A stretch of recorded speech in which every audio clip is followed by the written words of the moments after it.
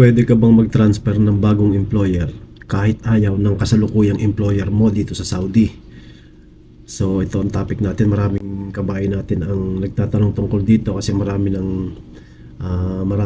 malapit mag-expire ang contract, so ayaw pa nilang umuwi. Gusto nilang lumipat or maghanap ng ibang trabaho or company dito sa Saudi Arabia. So kaya maraming kabayan natin nagtatanong, lalo na kung gusto na talaga nilang lumipat. So ang topic naman natin ngayon is papaano kung pwede bang lumipat kung ayaw pumayag ng employer mo, ng kasalukuyang employer. Talaga bang hindi ka makakatransfer kapag ayaw nila? So kasalukuyang batas dito sa Saudi. So ang sagot dyan is depende yan sa sitwasyon mo at sa contract mo sa Kiwa. Unahin natin ang senaryo. Kapag natapos na ang contract mo, halimbawa fixed term contract, at umabot na sa end date sa Kiwa, may posibilidad na makapag-transfer ka sa bagong employer kung may job offer ka na. So ibig sabihin expire na ang contract mo sa Kiwa, kabayan.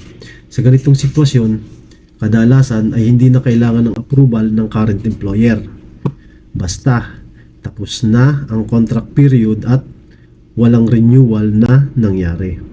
Makikita nyo naman yan, kabayan, sa inyong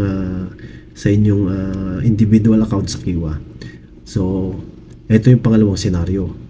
Kung ang employer ay hindi nag-issue ng ikama o hindi nag-renew ng ikama, may mga pagkakataon na pinapayagan ng system ang job transfer process kahit walang consent ng employer, lalo na kung may violation na nangyari. Ibig sabihin, kabayan, hindi porke hindi na rin yung ikama mo or wala kang ikama, pwede kang basta na lang lumipat. Kailangan palagi po nating daanin sa tamang proseso sa official system ng Saudi, which is ang Kiwa.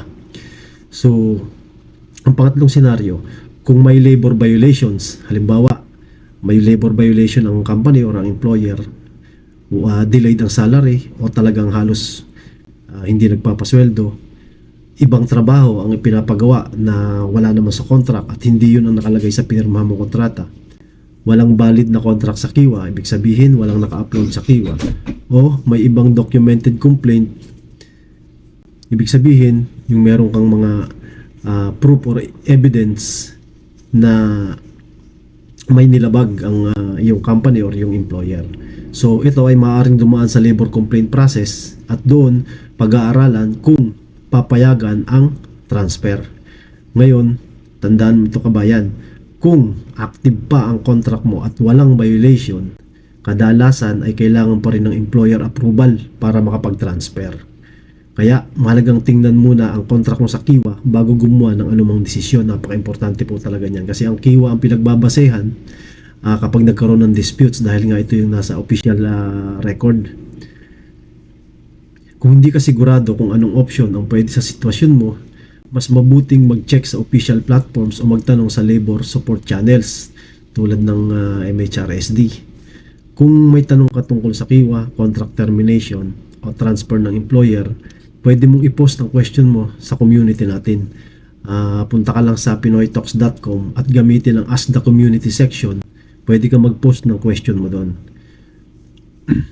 Laging tatandaan, kabayan, bago gumawa ng desisyon or hakbang, lalo na sa ganitong sitwasyon, lagi po tayong mag-base sa official platform, which is yung Kiwa, at lagi po nating idaan sa tamang proseso para maiwasan natin ang future na problema at magka-problema po tayo, lalo na pagdating sa exit kapag gusto na nating umuwi.